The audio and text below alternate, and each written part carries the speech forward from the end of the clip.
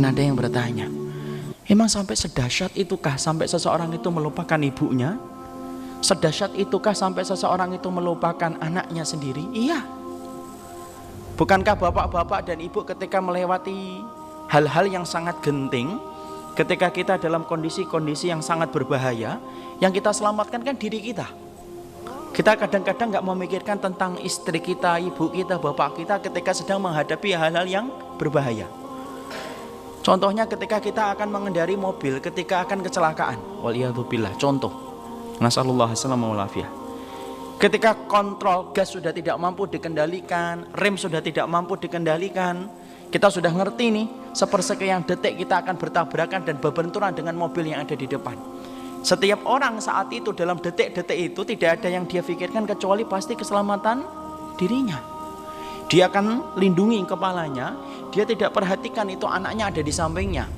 Dia tidak peduli di belakangnya itu ada ibunya ataupun bapaknya. Yang pertama kali akan dia perhatikan itu apa? Keselamatan dirinya sendiri. Kenapa? Genting itu membuat kamu lupa kepada keadaan di sekitar. Sama dengan kejadian gempa di Jogja. Saya pernah mendapati cerita ada salah satu di antara jamaah, di antara masyarakat, ketika sedang terjadi gempa, dia keluar dari kamar mandi tanpa memakai pakaian selembar kain pun.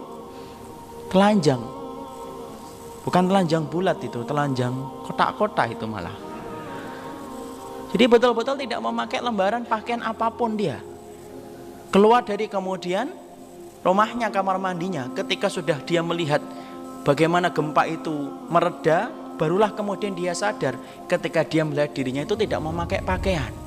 Kenapa sampai dia tidak sadar ketika keluar dari kamar mandi tidak membawa pakaian?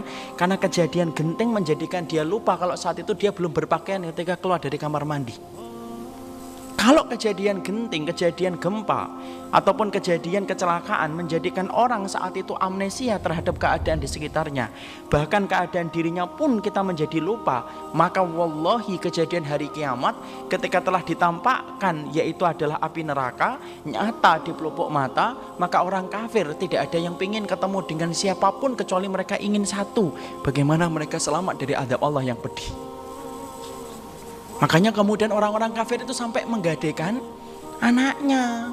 Ini anakku ya Allah, ini istriku, ini bapakku, ini ibuku. Wa fasilatihi allati tuwih, ini keluarga besarku yang dulu suka melindungi aku. Wa man fil ardi, dan ini semua teman-temanku di atas muka bumi. Azab mereka, siksa mereka. Tapi tolong sisakan aku supaya selamat dari azabmu. Masya Allah. Jadi Masya Allah, inilah yang kemudian kita perhatikan.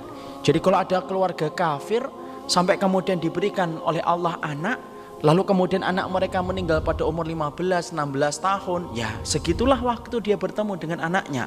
Ketika mereka telah dipisahkan dengan maut, telah dipisahkan dengan kematian, maka mereka tidak akan pernah bertemu kembali selama-lamanya. Karena apa?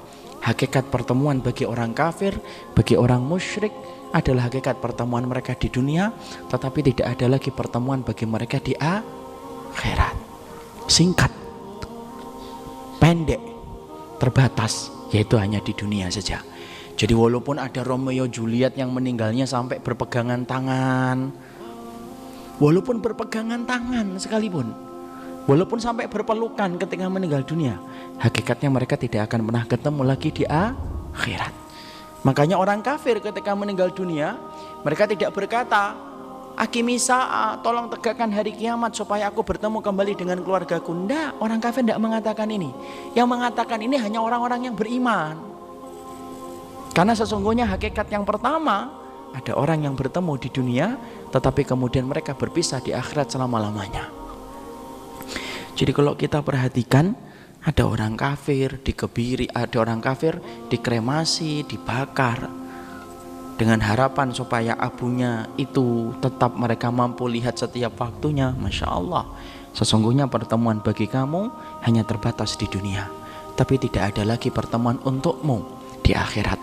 Perpisahan di dunia menjadi perpisahan selama-lamanya di dunia ketika kamu telah dipisahkan dengan meninggalnya salah satu di antara kalian.